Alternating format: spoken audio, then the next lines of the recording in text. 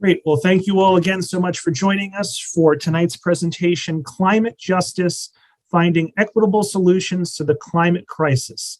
Climate change is the #1 existential threat to humanity and the planet, but some communities are more vulnerable than others. Where do social justice and climate change overlap? How can we, as concerned community members, fight climate change in a way that is just and equitable for all? We're joined by Nia Keith, Mass Audubon's Vice President for Diversity, Equity, Inclusion, and Justice, for this interactive lecture on climate justice. And a little bit about Nia. So Nia Keith is a social justice educator and consultant with more than 15 years of experience working in nonprofits, schools, and cultural institutions. Dedicated to cultivating equity and justice in all environments, Nia has spent her career motivating people to address environmental, social, and economic issues. As a climate change activist, Nia has focused on educating the public about the intersectional impacts of climate change and encouraging collective action that addresses the social and economic disparities at the heart of the crisis. As Mass Audubon's first Vice President for Diversity, Equity, Inclusion, and Justice, she is working to create a more equitable and inclusive workspace at the organization and within the environmental movement as a whole. Nia holds a Master's of Science in Environmental Studies from Antioch University, New England, and a Bachelor of Arts in Women's Studies from The Ohio State University. So everyone watching live on Zoom and on Facebook, and those that will watch later on demand on YouTube, let's give a big virtual round of applause to Nia for joining us here this evening. And Nia, you can take it away. Thanks so much. Thanks, Robert. And thank you to all the libraries who have come together to put on this presentation tonight. Super excited to dive in. So I am going to share my screen and get started. All right, and Robert, tell me if everything looks good. Everything looks perfect, Nia. Excellent. All right, so before I get into the heart of the presentation tonight, I actually would like to start with an acknowledgement of land and history. And people may have seen land acknowledgements happening more and more frequently. People often do them at the beginning of presentations. People even do them at the beginning of meetings now. And people do them for lots of different reasons. Tonight, I'm doing this land acknowledgement as a way of speaking truth to history, as acknowledging the struggle of marginalized peoples, and as a way of celebrating the courage and the experiences of the people who continue to work for sovereignty and equity in today's world. So this is my land acknowledgement. I acknowledge that the land I live on is the ancestral, contemporary, and unceded territory of the Massachusetts, Pawtucket, and Abenaki peoples. I acknowledge that this land was taken from Indigenous people through violence, deception, coercion, and force. I acknowledge the current land back movement in which Indigenous peoples around the country are seeking a rightful return to the land that their people have stewarded for more than 10,000 years. I acknowledge that despite the best efforts of colonial settlers and the United States government, Indigenous peoples are still here, playing vibrant roles in local communities and in the international environmental movement. I acknowledge that in the place we now call Massachusetts, Black people were forced to work the land and perform other tasks with no compensation for their labor. I acknowledge that despite supposed progress in the area of racial equity, Black people have increasingly less access to land ownership. I acknowledge that today Black people own only 1% of rural land, which is less than we owned in 1910. I acknowledge the efforts of the Black farmers movement, which, among other things, seeks to empower Black people through farming and land ownership. Through this land acknowledgement, I stand in solidarity with those who are putting their money, minds, hearts, and bodies into creating a just and equitable world for all.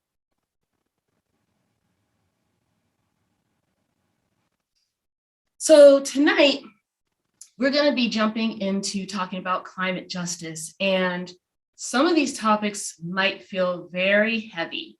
We're going to be talking about racism, we're going to be talking about inequality and inequity, and we're going to be talking about oppression, because those things are linked to the climate crisis in a way that cannot be separated.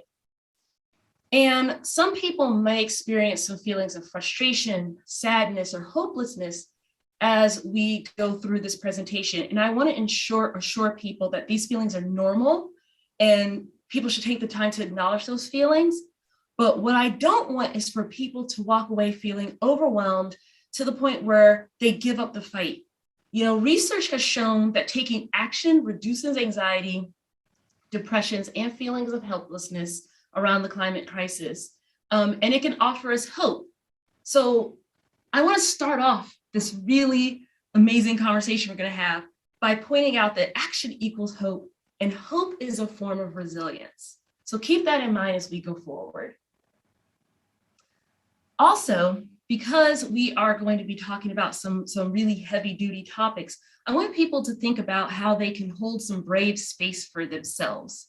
So typically when I do this, it's in a group of people and we're talking, and I ask us all to hold this brave space for each other. Not necessarily safe, because sometimes we might not feel comfortable with our emotions, but we can stand in brave space, and we can allow ourselves to be vulnerable with those emotions, take some time to be introspective when things come up where you're like, I don't really like what you're saying, Nia. I don't believe that. I don't see that as being the case. Take some time to look into why that is coming up, and get curious about our own roadblocks, our own distractions. And when it's time to interact and ask questions of me or each other, let's make sure we do that in a respectful way. And lastly, I'm going to ask everybody to be present.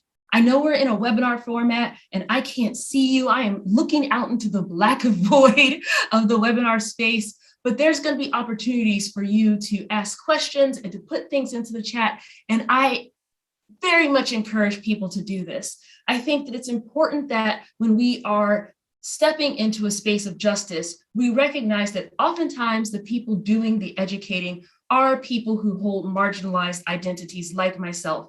And the information we're sharing is the culmination of lots of learning and work. And so to pay back that learning and work that's being shared, you're paying forward your presence. So when it's time to ask questions and to put things in the chat, be here and exchange energy with me so that we can grow and learn together in this work. So thanks to Robert, he gave you a really wonderful description of me from a professional standpoint, but I'm more than my titles. I think it's really important that people see me as a person. I'm a gardener, a dancer, an educator, an activist, a hiker, and a lover of nature. And I'm willing to get into good trouble, which is a saying that comes from the civil rights movement, which is all about pushing the envelope so that we can be in that learning edge and we can make the changes that we need to make. I really would love to have people throw into the chat, like, what are you bringing to this webinar tonight, to this climate fight? Who are you? And when it's an opportunity for me to take a break, I'm going to let Robert read some of those things to me, because I want to know who you all are. What brought you here tonight? And why are you engaged in wanting to learn how you can work towards climate justice? All righty, so that's the stage. It's been set. Let's start this presentation off by the very beginning of looking into what do I mean when I say climate change. I'm certain most people have an idea of what it is or you wouldn't be here tonight, but I'm going to share my definition of climate change because it's a little bit different than what you might see floating out there in other spaces. So this is my definition of climate change. It's very long. I think of climate change as a rapid change in global climate patterns, which is threatening the sustainability of human and natural systems caused by an exploitative economy that releases greenhouse gases into the atmosphere. The effects of climate change can be mitigated through large-scale actions and policies that support natural climate solutions, reduce or eliminate greenhouse gases, and address social and economic disparities.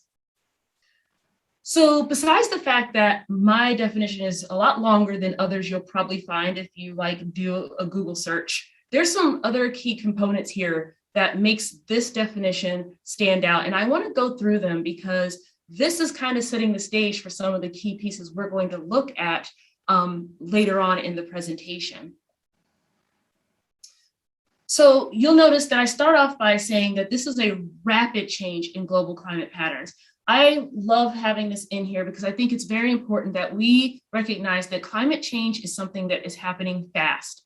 It's already happening. It's here now in the present day. This is not something that is going to happen. We need to recognize that this is something that we need to respond to with urgency. The second part is, which is threatening the sustainability of human and natural systems. This part is important to me because oftentimes when people talk about climate change, we talk about the loss of habitat, we talk about the impact to nature, the impact to animals, plants, and all of those things are real and extraordinarily important. But it's also impacting humans, and it's not impacting all human beings the same way. And I think it is important that we start to elevate that into the conversation about climate change so that we can think about the humans that are being impacted the most, and we can address our action to help those who are on the front lines of climate change impacts. The next piece is caused by an exploitative economy that releases greenhouse gases.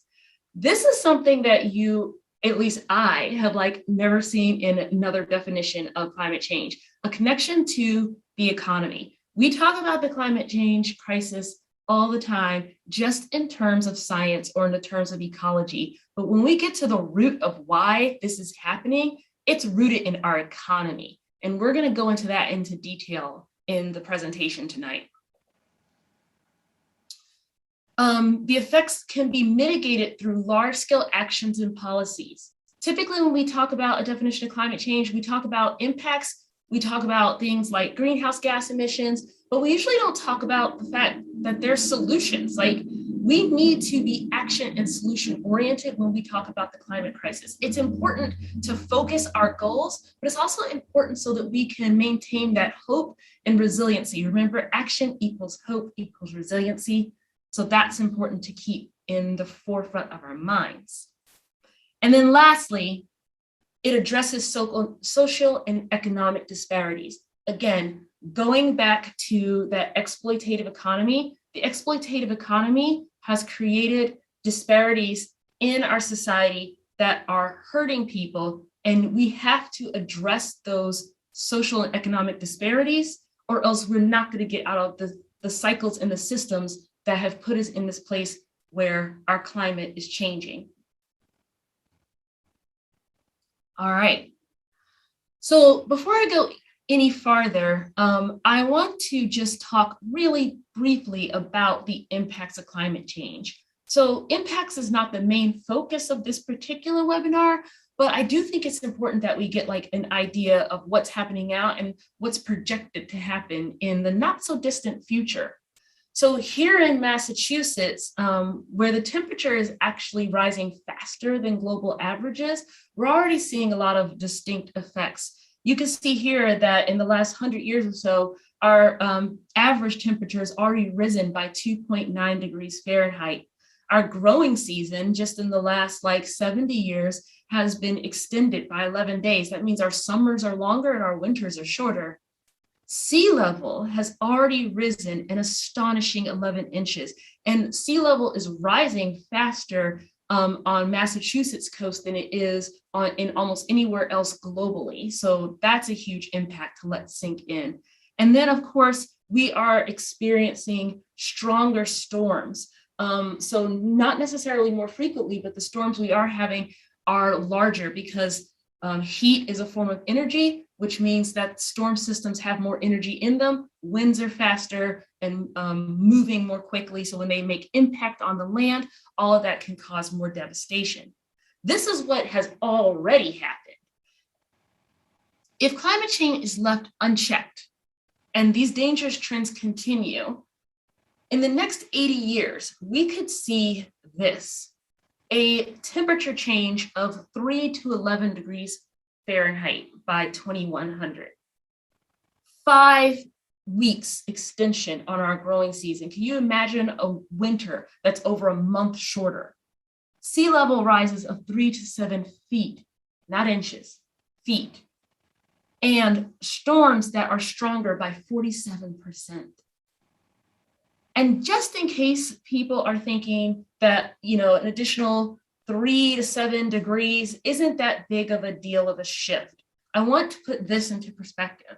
During the last ice age, where temperatures were 9 degrees cooler than what they are today, there was a mile thick sheet of ice covering where we currently are living.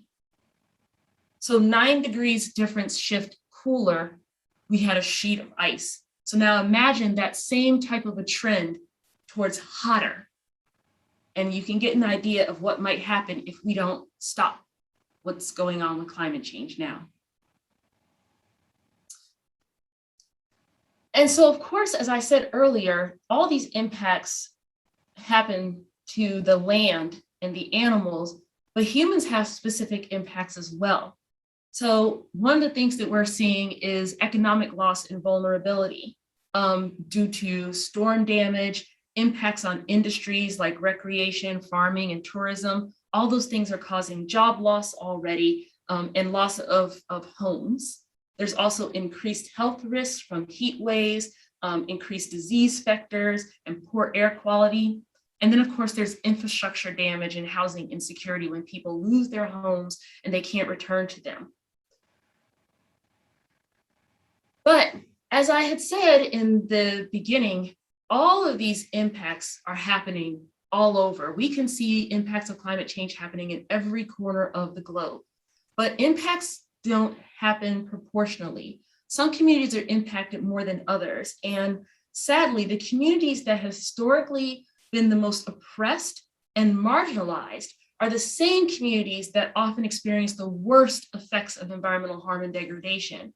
And this has not happened by accident. This oppression has been achieved systematically through laws, policies, and social norms. So this systemic oppression exists because we have a global capitalist economy that was built upon and demands actually the extraction and exploitation of natural resources and people. So in this system, those who perform the hardest labor are rarely the ones allowed to keep the wealth that comes from that labor.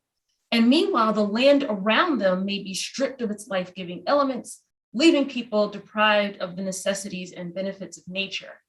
And for the past 500 years, it is Black, Indigenous, and other people of color, often referred to as BIPOC, who have suffered the most under this global capitalist economic regime. And so what I want to take a moment to do now is to look at a few key points in history that have kind of brought us here. Again, like I said, we didn't get here by accident. So we're going to go all the way back to the beginning, because that's where this all started. I know you might be thinking, we're talking about climate change. Why are we talking about colonialism? Like, that was then, this is now. What started back in the 1600s is the exact same system that has gotten us to where we are right now. So one of the things that we don't talk about very much in US history, we paint our history very inaccurately, and that's not an accident either.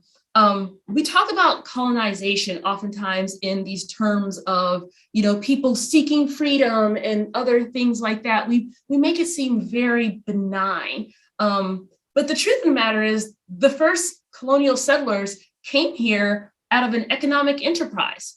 They came here for the economy of extracting resources from this land. And so from the very beginning of settler colonialism, nature has been seen as a commodity. So there was no acknowledgement of limits. There was no idea of, oh, well, we're going to come here. We're going to only trap this many beaver because we don't want to overtax the beaver population. No, the idea was to come here and to get as much wealth from the land as possible. And so the land was only seen as value if it could be turned into a commodity, the commoditization of the land. And if colonists ran out of space or trees or animals in a certain place, the solution was just to move to another place and then take more. And this economic system is basically the same system we're still operating on today. Is we go someplace, we deplete what's there, and if we use it up, we go someplace else. The other thing that I really want to think about when we look at our history and how we got here, the impacts of colonization, is the forced removal of Indigenous peoples. So, we have this other myth in our history that when colonists came here, they found this pristine wilderness. Well, that's absolutely not true. If you look at documents from the first colonist, and even before the colonists, the people who came here to do trade, you can read over and over accounts of Europeans talking about the farms they saw and the technology they witnessed, and these, sophisticated communities and cultures that were established there. So there was no pristine wilderness at all.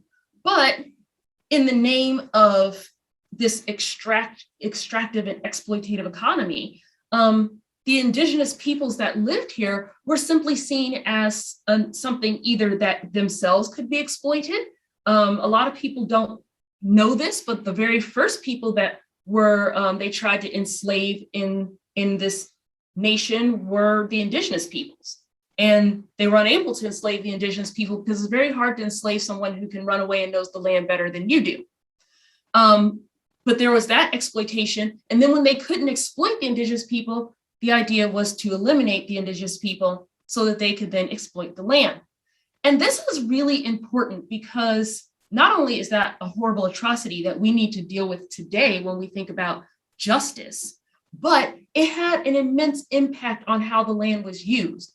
For over 10,000 years, Indigenous peoples were living directly in connection to the land, molding the land as the land molded them. And the idea of how to be in right relationship with land was absolutely different than the idea of land that was brought with the colonial settlers. In fact, recently, an Indigenous man, an Abenaki man named Rich Holshoe did a lecture and was speaking about the Abenaki language and how in the Abenaki language, there is no word for nature because there's no separation between the land and the environment and people. So because of that, there was this maintained balance and this thriving, abundant ecosystem that completely got disrupted and destroyed when Indigenous peoples and their way of life was no longer the human impact that the land was experiencing. And then the last thing I want to talk about when we talk about impacts of colonization is I want to talk about the institutionalization of race and racism. Because when we think about climate justice and environmental injustice, which is what the connection is there, we have to think about how did we get there? And we got here because the invention of race and racism. And that wasn't an accident. Like racism didn't exist throughout all human history. Race, as we know it, is a construct that's only about 500 or 600 years old, period. And it was actually interesting because in the colonies, they recognized that there was only a handful of people who had wealth and power, and everybody else was kind of living in a really rough state. And at one point, there was uprisings against the people who had money, as everyone else was like, I don't want to live this way. And the people who were in charge, the people who had the wealth, had to figure out a system in order to keep doing what they were doing, which is exploiting people in the land, without having these uprisings. So they created a system to separate people, divide and conquer. And that system they created was racism.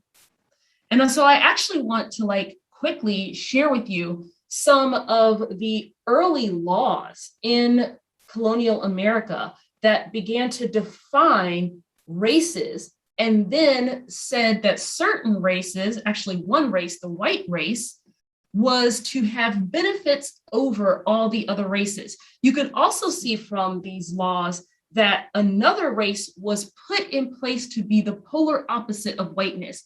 If whiteness was the pinnacle, there had to be something on the other end that would be the very bottom, that would get all the worst treatment. And that turned into being the Black race. So you can see here in these laws how all the way back as far as 1639, we started creating laws that excluded Negroes, Black people, from government protection. All the way here to the last one here, which is like in 1862, when they legally created a racial distinction between servants and slaves. In other words, they said only Black people can be enslaved. And so this is really important because when we think about how did we get here?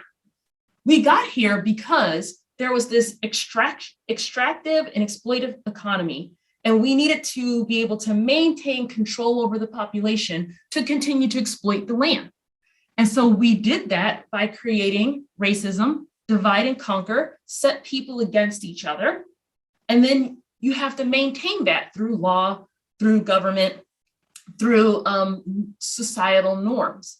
And so what is the impact of this racism? Let's jump ahead several hundred years and take a look at what was happening during the mid-20th century. I know a lot of people have probably heard about the impacts of redlining. This has been a hot topic in the last few years as people have started to drill down and look at the impacts of this practice from the mid-20th century and how it is still impacting people today. So for those who maybe never heard of redlining, this was a practice that took place where banks and insurers would make policies that said that they would not give loans or insurance to developers if they put their homes, if they developed homes or gave loans in areas that were considered undesirable. And so they actually went around with maps and they color-coded these maps.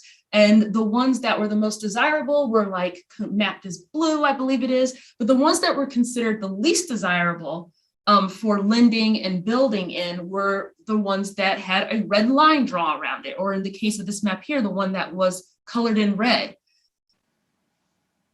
Neighborhoods that had anywhere with close to 5% or more of people of color automatically were reduced in their grading. Neighborhoods of color were redlined. They, just by the virtue of people of color. And there's actually documentation where the people making the decisions would actually write out that one of their reasons for making it an undesirable neighborhood was simply the presence of Black people. So what happened was Black people got concentrated into areas where the neighborhoods were disinvested.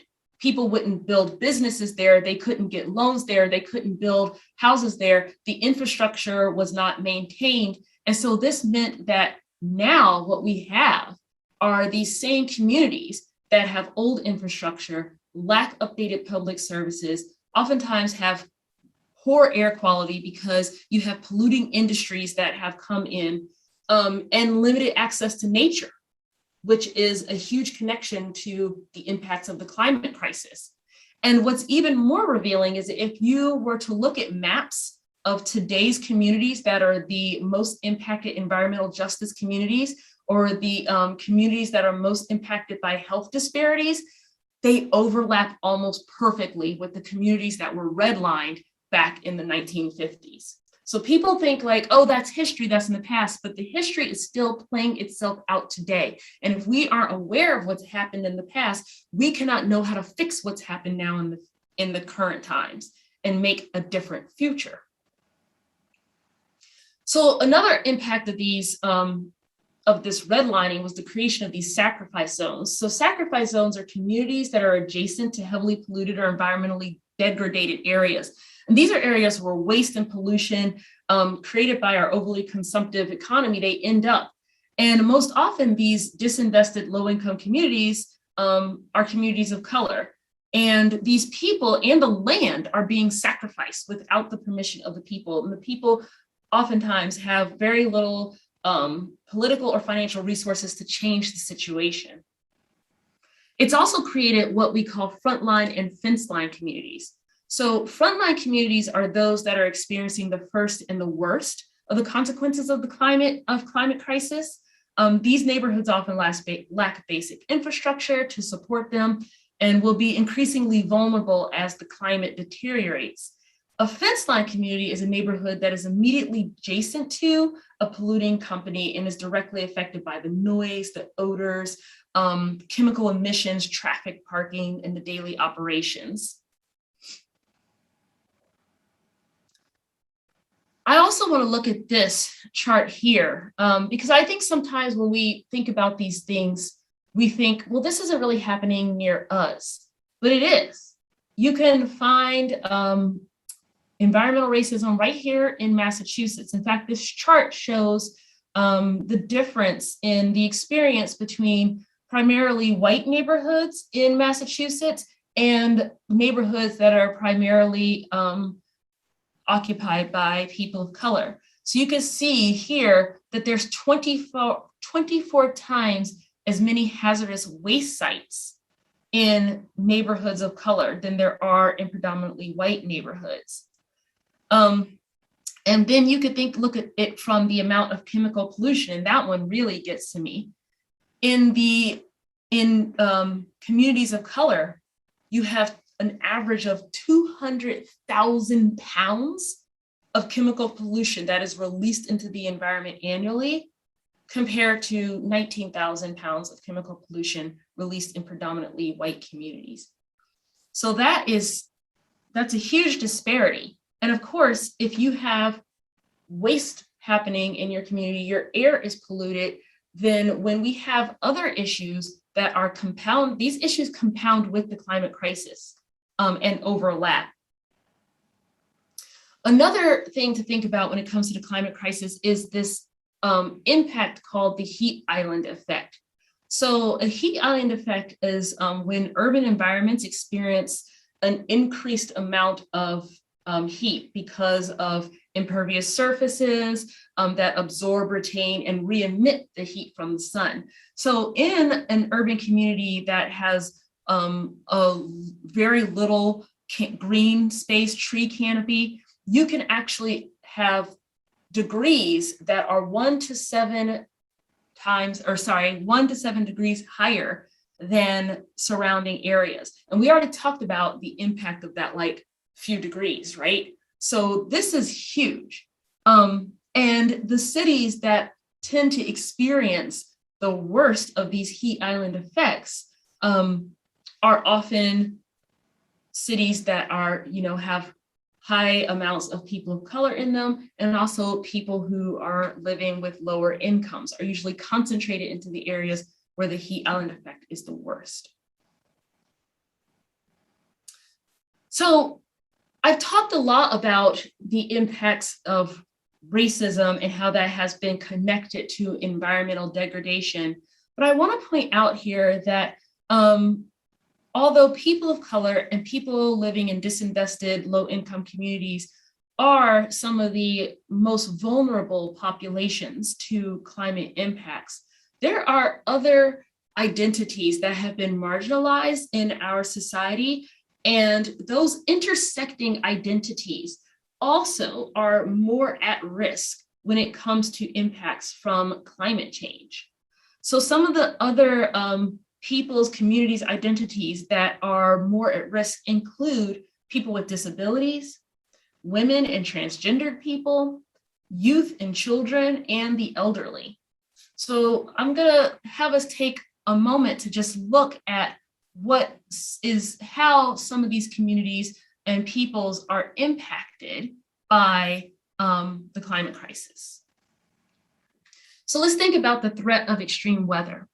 So we know that the climate crisis is going to bring more extreme weather events. And in the case of an evacuation, those with disabilities, they might find themselves limited in their ability to relocate or to find a shelter that can accommodate their needs. And that can actually be a life-threatening situation if somebody can't find shelter or can't get out of the way.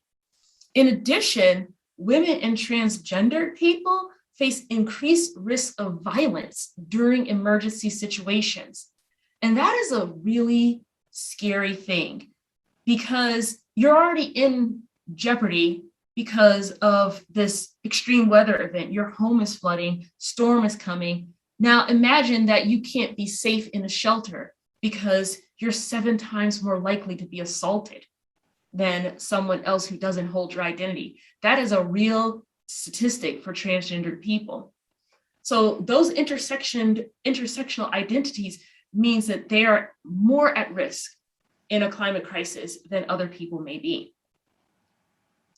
And then we've also seen how low-income communities often lack the ability to rebuild after a disaster. So these communities that have been disinvested and under-resourced often don't get quick responses from government to help them rebuild. They don't have the personal finances to rebuild. And so what happens is you wind up with communities that become abandoned, people who don't have homes to return to, and people who already had low accumulation of wealth losing everything. And this particular image really speaks to me, because this image, this image here is from New Orleans' Lower Ninth Ward, which of course was devastated in Hurricane Katrina, and then again this year. But this was taken before the most recent storms. But this was 16 years ago now, and they still haven't recovered. This is what it looks like post-Katrina as of 2020. So climate change is often talked about as being a threat multiplier.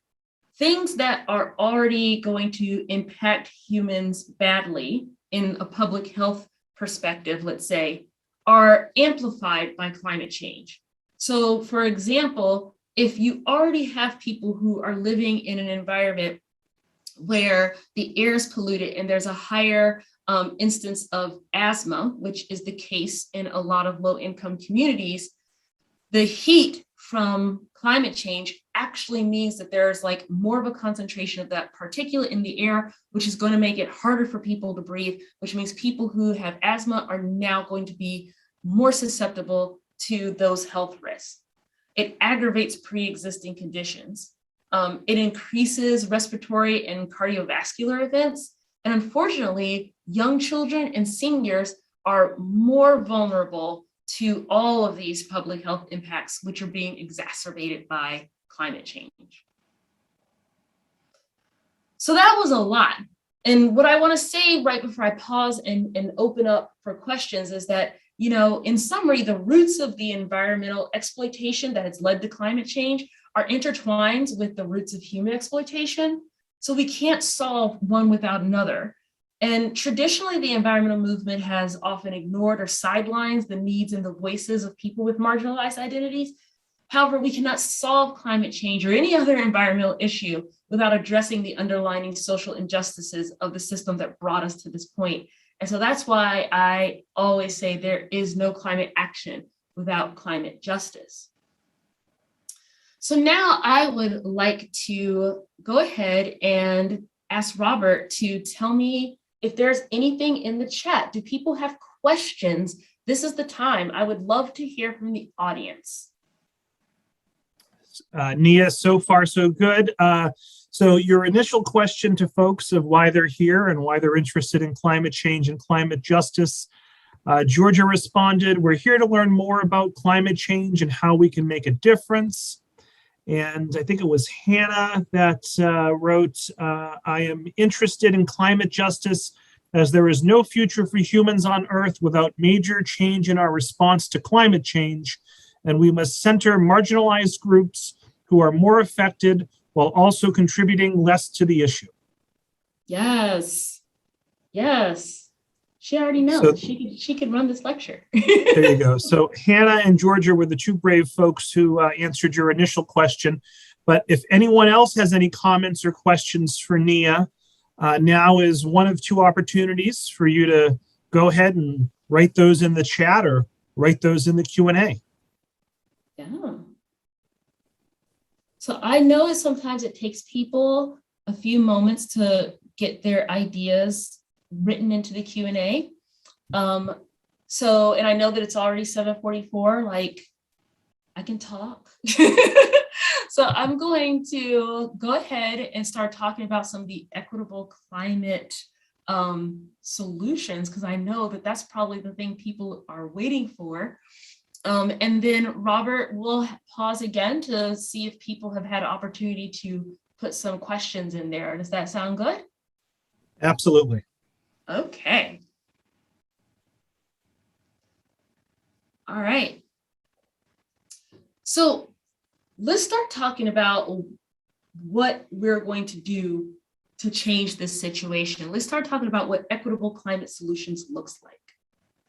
So first, I want to actually talk about there are lots of ways to take action on climate change, but the ultimate goal of everything has got to be the same, and that is to reach a state of drawdown.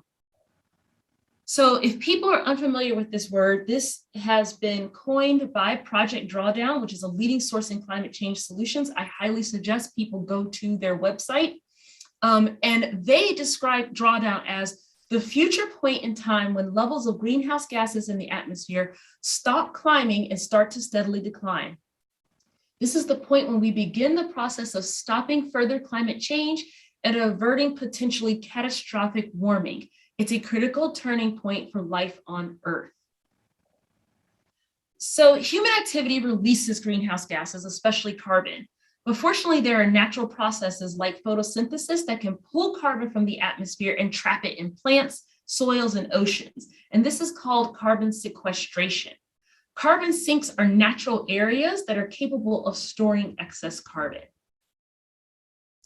Climate mitigation is the act of reducing climate change, requires us to do a three-pronged systemic approach.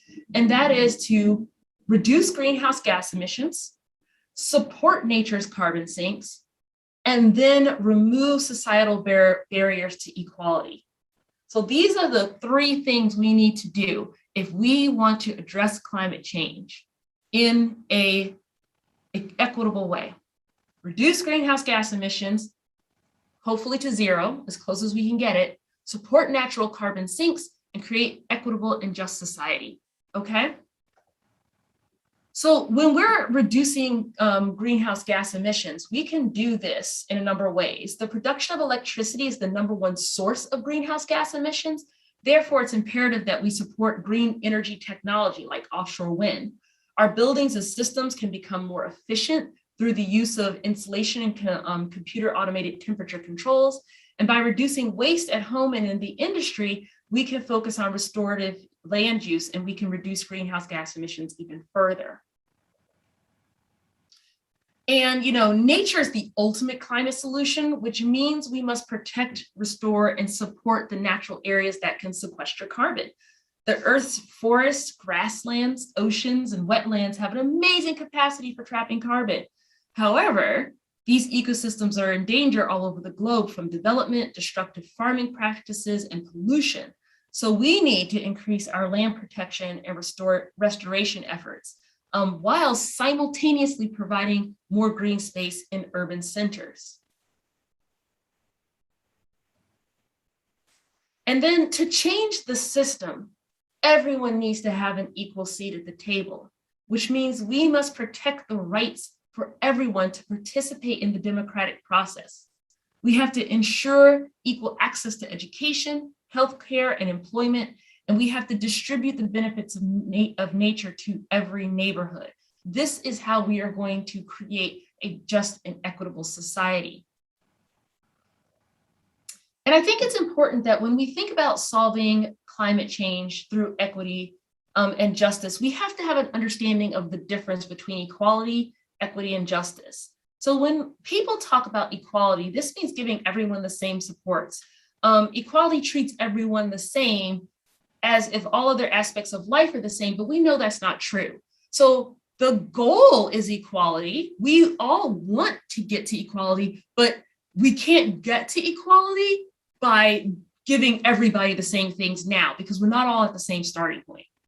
So equity is all about providing the supports to overcome societal barriers. So equity acknowledges that everyone does not have the same experiences or privileges, and it gives people what they need. So equity is raising people up. Equity is how we got to be equal. And then justice to me is the ultimate goal, because justice is all about identifying and removing barriers, period, so that nobody needs supports. It clears the playing field so that everybody really is in the same space with the same opportunities. And if we could create a just world, it would solve every other problem out there. So I want to highlight a few movements by BIPOC people that really encapsulate the things that I was just talking about, because Black, Indigenous, and other people of color in their liberation movements have been thinking deeply about the connection to the land and how land, protecting the land, restoring the land, not only is going to solve this climate crisis, which is disproportionately impacting them, but it's also going to give people the rights to live their lives the way they need to and want to.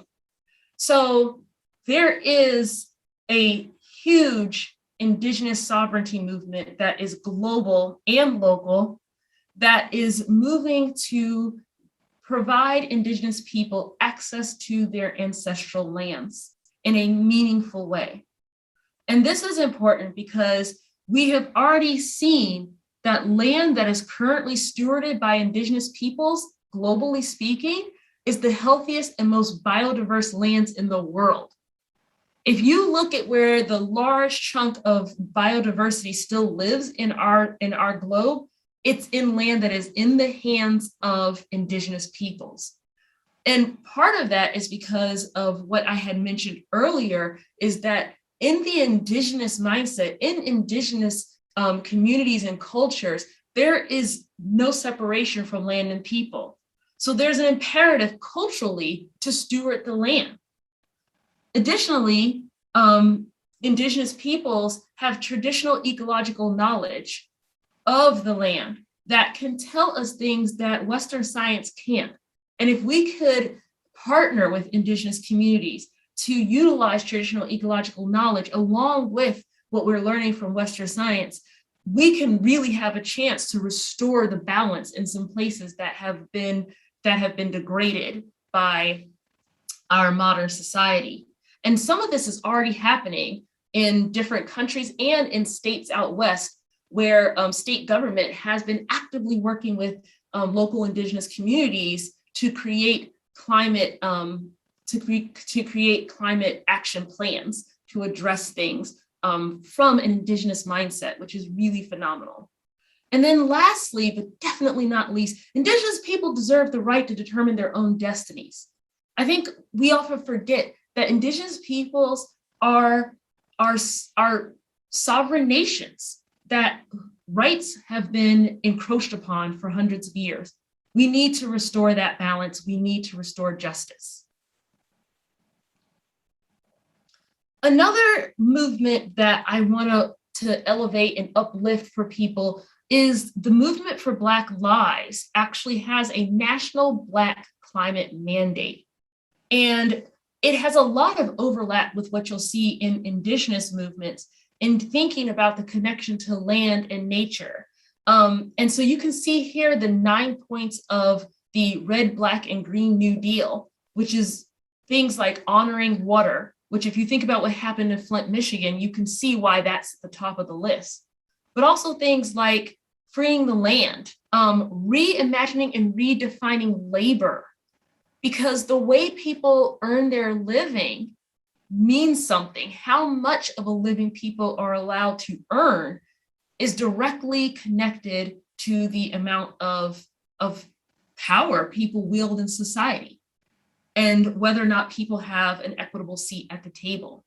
So I highly encourage people to look into the Red, Black, and Green New Deal and the National Black Climate Mandate because it has some really amazing pieces in there that looks at economy, that looks at education, that looks at access to energy, divestment from dirty energy, which harms communities, and also solidarity with the global South. If people are unfamiliar with that term, the global South is how people think of people who have been forced to migrate due to climate change and so forth. So as people from other nations are being pushed out of their spaces and are seeking refuge here, we as Black people are bringing in the solidarity and moving forward together to find climate solutions.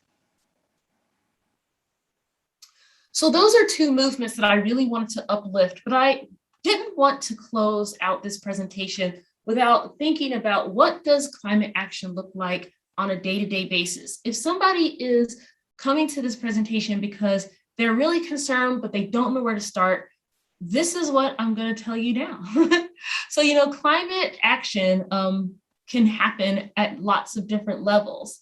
Understand that it falls on a spectrum ranging from things that are immediate and individual to more collective and committed engagements. But, you know, ultimately, what we need is to get everyone, as many people as possible, committed to these long-term committed engagements that are focused on systemic change.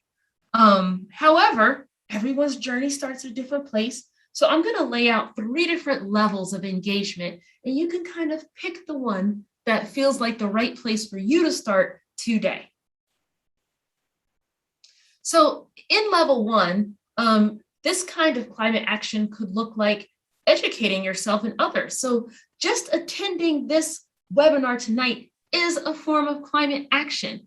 The more we know, the better we can do, right? So education is a form of climate action, but also posting on social media about climate change so that you could spread awareness, talking with your friends and your family and other community members about climate change, or choosing to eat a plant-rich diet. These are all things that contribute. And I also want to highlight the importance of talking to your family, friends, and community, because research has shown that although the majority of people in the United States believe climate change is real and that is happening and that we need to do something about it, very few people talk about it on a day-to-day basis. So we can't solve a problem we don't talk about. So going out and talking to people about climate change, although that might seem super simple, is actually an important piece of climate action. Level 2 climate action is more collective and more community-based. So these actions might include joining a group that is organizing and advocating around climate change, hosting a community-based event, like a climate cafe, lobbying your representatives or organization or your neighborhood to collectively purchase renewable energy. These are, you know, important climate actions.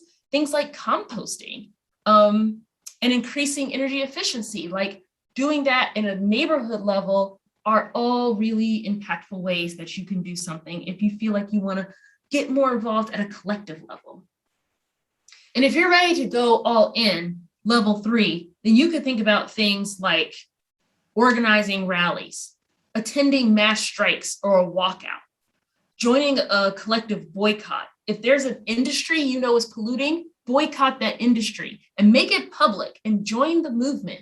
We need to do this in numbers and divest from polluting companies. If you have a retirement plan, a personal one or one with your organization at your work, find out if that retirement plan is investing your money in dirty polluting companies. And if so, argue to get that policy changed. We did it at my organization. We have divested from nearly all of them, except for the ones that were tied into because of time commitments with certain investments. Otherwise, we pulled out of all the dirty industries. We are not giving them our money.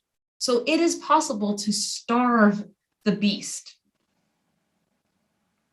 And so as I close tonight, I just want to come back to this place that I kind of started with, which is hope is a form of resilience. Getting to drawdown will take time and determination. Therefore, we all need to think of something that's going to help us remain hopeful and keep us engaged in the fight. So maybe you're doing it for the animals whose habitat is threatened, or maybe you're doing it to protect a coastal town where you grew up, or maybe you're doing it for the next generation who's going to inherit the planet we leave them. But like, no matter what reason you're doing it for, just do something, do it now. And remember, we haven't lost the climate fight until we give up. So stay hopeful, stay resilient. And that is the presentation for tonight. So I'm going to stop sharing my screen and open up for questions or comments in the chat if people have them. Robert.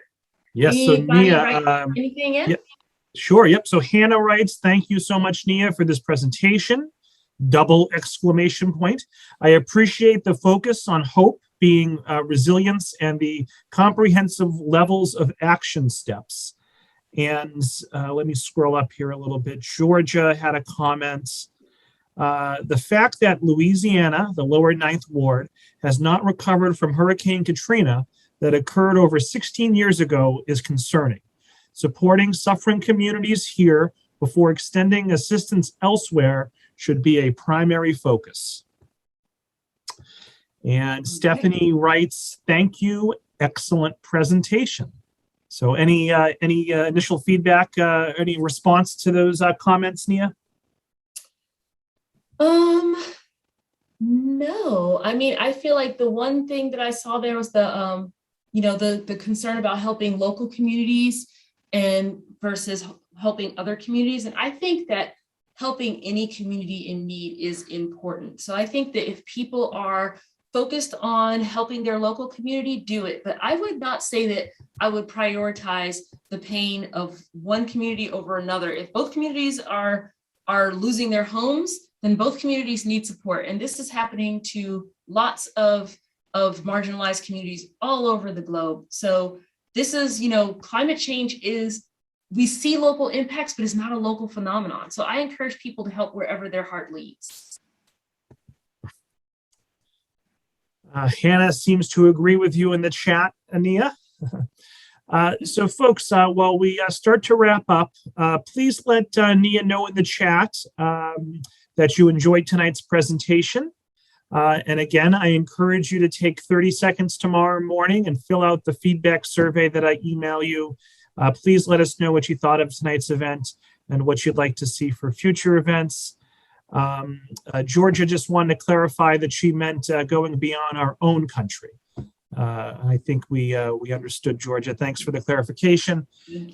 So why don't we do? Oh, wait a second. We got a question here. Tracy asks, do you have any recommendations for nonprofits to volunteer at in climate change and sustainability for someone trying to get into the space? Oh my goodness, so many amazing organizations. So there's the Mystic River Watershed Association. They do a lot of climate action, which is really fabulous.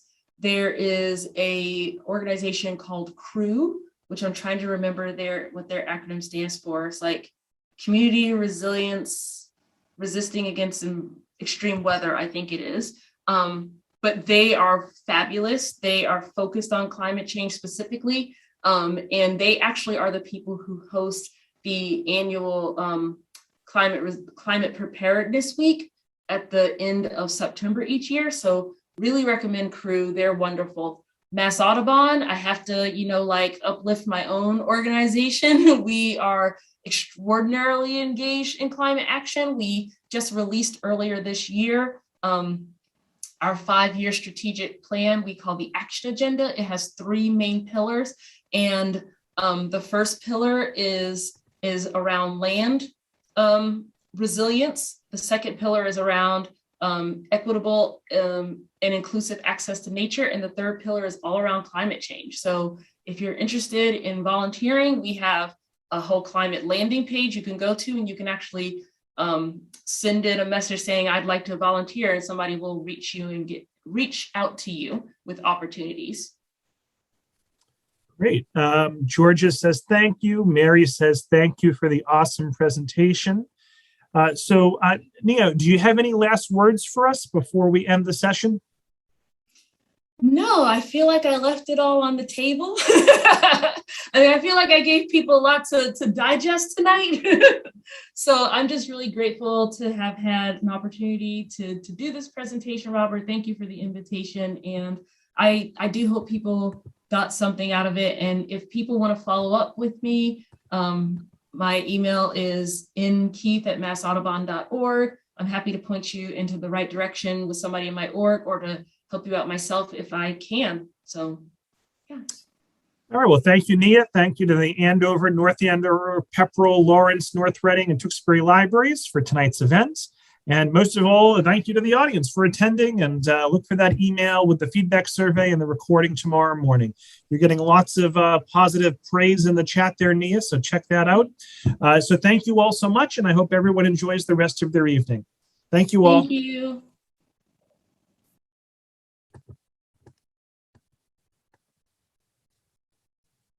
Have a good night, everyone.